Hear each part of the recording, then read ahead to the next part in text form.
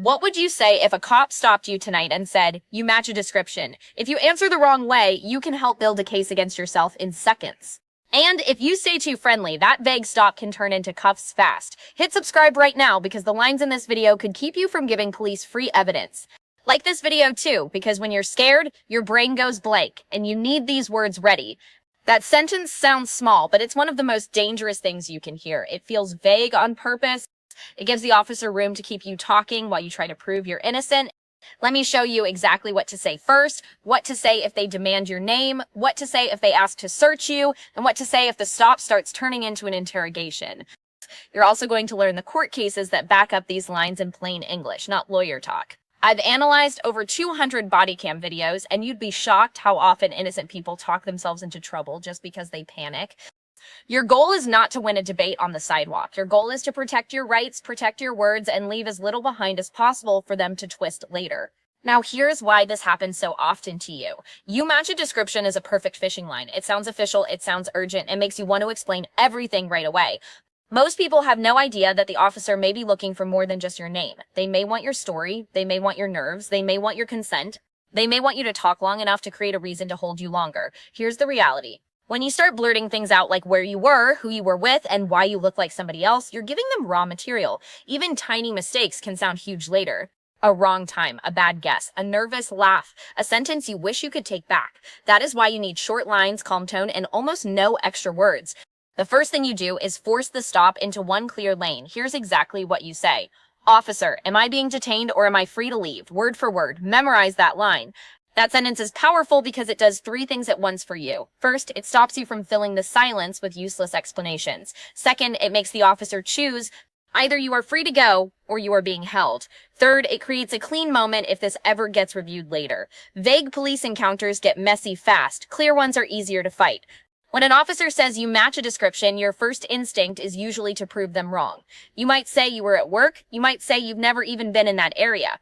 You might say you were just walking home. That feels smart, but it often backfires. Your story can be picked apart later, even if you did nothing wrong. If your time is off by 10 minutes, they call it inconsistent. If you seem nervous, they call it suspicious. If you answer one question, they pile on 5 more. Bad way. Most drivers say, no, I don't, and I was just at my friend's house. Then the officer starts digging into every detail and the stop grows bigger. Good way. Smart drivers say, officer, am I being detained or am I free to leave? Then the officer has to define the stop before getting more from you. That line works because police do not get unlimited power from a vague sentence. Terry v. Ohio says an officer needs specific facts, not just a gut feeling, to stop you and frisk you.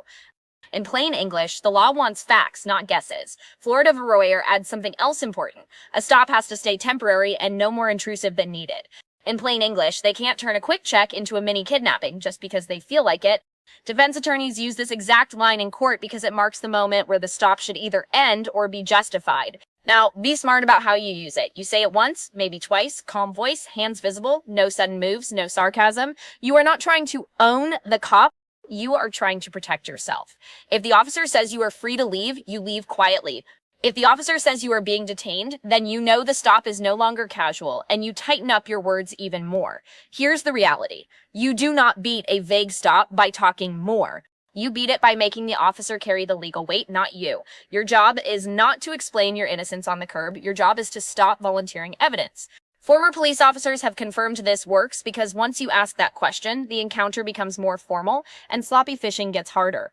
Think you could stay this calm during a real stop? Let me know in the comments, because the next line is where most people give away way too much. Once the officer says you are being detained, the next trap is your identity and your small talk. This is where you separate what you may have to give from what you do not have to give. Here's exactly what you say. I will identify myself if required, but I'm not answering questions. Those exact words. Keep that line short and flat. This line matters because the law on your name is not the same everywhere. In some states, during a lawful stop, you may have to give your name. But that does not mean you have to explain where you're going, where you came from, who you know, or why you look like someone else. Those are two different things. One is basic identification. The other is building a statement file against you. A lot of people mess this up in both directions. Some people talk way too much. Other people refuse everything and turn a tense stop into an arrest. You want the middle lane? If your state law requires your name during a lawful stop, give the basic ID if required, then stop. No story, no guessing, no volunteering. Bad way, most drivers say, yeah, my name is Chris and I was just leaving the store and my cousin let me borrow his hoodie. Then every extra sentence becomes something the officer can test, twist, or compare. Good way, smart drivers say, I will identify myself if required, but I'm not answering questions. Then they give only what the law may require and nothing extra. Brown v. Texas helps you here. The Supreme Court said police cannot stop someone and demand identification when they have no real legal basis for the stop. In plain English, officers can't just grab you because you exist in the wrong place. They need specific facts. Then Hiibel added an important limit. The court said that during a lawful stop, some states can require you to identify yourself. In plain English, if the stop is valid and your state has that kind of law, your name may be required. But the rule did not say you have to hand over your life story. Listen closely, because this is critical. Your power is in separating your name from your narrative. If you have to identify yourself, fine. Do that if required. Then shut the door on the rest. I'm not answering questions. That is the part people forget. They think giving a name means they now have to keep cooperating with every phishing question. They don't. And if the officer pushes back with, why not, you do not debate. You do not say, because I know my rights. You do not start lecturing. You repeat the line, I'm not answering questions. That repetition matters. Legal experts agree this is your strongest protection because once you stop explaining, the officer loses the easiest source of evidence, which is your own mouth. You also need to avoid one common mistake. Never lie about your name. Never give fake ID. Never invent a fake cousin, fake job, or fake timeline. Silence protects you. Lies crush you. Your strength is not in sounding clever. Your strength is in keeping your words narrow, simple, and boring. The next step is the part that scares people most, because now the officer may move closer, ask to pat you down, or ask to search your bag, pockets, or car. Here's exactly what you say. I do not consent to any searches. Say that clearly. Then stop talking. That line protects you even if the officer searches anyway. Why? Because consent is one of the easiest shortcuts around your rights. If you say yes, or even sound like you're saying yes, it gets much harder to fight later. And when you're already nervous because they said you match a description, it's easy to blurt out something weak, like, I guess that's fine. That weak line can cost you big.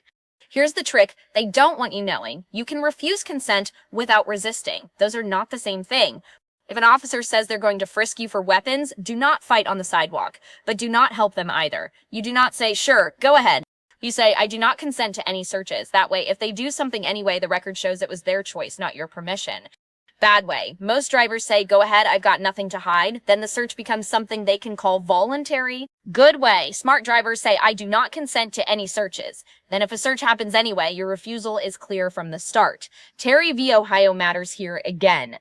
That case allows a limited pat-down for weapons when an officer has real reason to think you may be armed and dangerous. In plain English, that is a quick outer clothes check for safety, not a free pass to dig through everything you own. That is a huge difference. If they say pat down, do not turn that into consent to search your bag, your pockets, your phone, your car, or your whole body. Keep your line clear. Watch what happens when people skip this line. The officer asks in a soft voice, you mind if I check real quick? The person shrugs. The officer finds something unrelated. Then later, the whole fight becomes about whether that shrug was consent. That is a terrible place for you to be. One clean sentence fixes that problem early. And yes, refusing consent may feel awkward. You may think it makes you look guilty. It does not. You are not required to prove innocence by waiving your rights. This is 100% legal. This comes straight from Supreme Court rulings. Your refusal may not stop every search in the moment, but it can save you later when a judge looks at what happened. One more thing. If they tell you to put your hands up, step aside, or keep still, comply physically. Do not resist. Your fight is verbal and legal, not physical. You stay safe, you stay calm, you keep your refusal on the record. That is how you protect yourself without making things worse. If you've made it this far, you're serious about protecting yourself. Show me by hitting that like button, because the next line is the one you use when the stop turns into pressure. Now let's talk about the moment when the officer keeps pushing. Maybe they keep accusing you. Maybe they say your story doesn't add up, even though you never gave one. Maybe they move you to the side, call another unit, or start talking like an arrest is coming. This is when you stop trying to manage the mood and start protecting your future case. You look at the officer and say this, I want to remain silent, and I want a lawyer. Say it slow, say it clearly, then say nothing else. This line matters because once things get serious, your words only get more dangerous. People think they can talk their way out. Usually they talk their way deeper in. They deny too much. They guess too much. They try to sound helpful. Then they hand over details that get used against them later. Even innocent people do this all the time because fear makes you talk. Bad way. Most drivers say, I swear it wasn't me, and I can explain everything. Then they start filling the record with mistakes, guesses, and contradictions. Good way. Smart drivers say, I want to remain silent and I want a lawyer. Then the pressure shifts off their mouth and onto the legal system. Berkemer v. McCarty is a good reminder here. The Supreme Court made clear that roadside statements can still become evidence. In plain English, the curb is not a safe place for you to freestyle your defense. If the stop starts feeling like a case, treat it like a case. Shut up and get counsel. That does not make you look guilty. This is 100% legal. It makes you smart.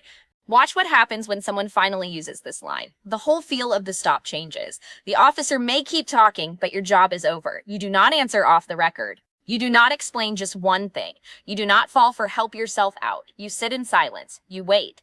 You let your lawyer do the talking later in a place where fear is lower and facts matter more. Let me show you exactly why this line is so powerful. Every extra word after that point creates risk for you and almost no upside. There is no prize for sounding cooperative when they already think you match a suspect. There is no bonus for trying to charm your way out. Once the stop crosses that line, silence is your shield. So now you have the full chain. First, find out whether you are being detained. Second, separate your name from your story. Third, refuse consent to searches. Fourth, if the pressure keeps climbing, ask for silence and a lawyer. Short lines, calm voice, no extra words. That is how you stay in control when the officer wants you emotional and chatty. Now let's tie the law together in plain English so you know why these lines work for you. Terry v. Ohio says police need specific facts to stop and frisk you, not just a hunch. That backs up your first question, because if they are stopping you, there needs to be a real reason behind it. Brown v. Texas says officers cannot just stop you and demand identification with no real basis. That protects you from random harassment dressed up as suspicion. Hiibel says that in some states, during a lawful stop, you may have to give your name. That is why you separate identification from conversation. And Florida v. Rayer says a stop has to stay limited and cannot grow bigger than needed. In plain English, police do not get endless time and endless pressure just because they started with a vague description. These cases all point the same way for you. Keep the stop narrow, keep your words short, make the officer carry the burden. Now picture a real scene with you in it. You're leaving a gas station at night, a patrol car pulls up, the officer says there was a robbery nearby and you match the description. Wrong way first. You get scared and start unloading. No way. I've been here like 20 minutes. I was with my brother. I drive a black Honda. The guy probably had a hoodie, but lots of people wear hoodies. Now you've given time, a witness, a vehicle link, and a bunch of details they can test. Then they ask for ID and you keep talking. Then they ask to pat you down and you say, fine, whatever. Then they ask what's in your bag and you start explaining that too. By the end, the stop is full of your words. Now the right way for you. Same gas station, same officer, same line. You match the description. You keep your hands visible and say, officer, am I being detained or am I free to leave? The officer says you are being detained. You respond, I will identify myself if required, but I'm not answering questions. The officer asks to search your bag. You say, I do not consent to any searches. If they keep pressing and the stop starts turning into a case, you say, I want to remain silent and I want a lawyer. That is it. No speech. No panic, no extra facts. Let me show you exactly what changes. In the wrong version, you built half the file against yourself. In the right version, the officer has to rely on actual evidence instead of your nervous mouth. That difference can change everything for you later. Next week, I'm dropping the phone search video. Subscribe right now so you don't miss it, because when police ask to look through your phone, one wrong answer can expose your whole life. So lock these lines into your head right now. When they say you match a description, first ask if you're being detained or free to leave. If your name is required during a lawful stop, give only that and no story. If they ask to search, say you do not consent. If the pressure keeps rising, ask for silence and a lawyer. Short beats long, calm beats panic. Your safety comes first, and your silence protects your future. Hit subscribe so you catch that phone search video before you need it. Smash like if this gave you words you can actually use under pressure, and drop a comment telling me which line you're memorizing first. Stay safe out there.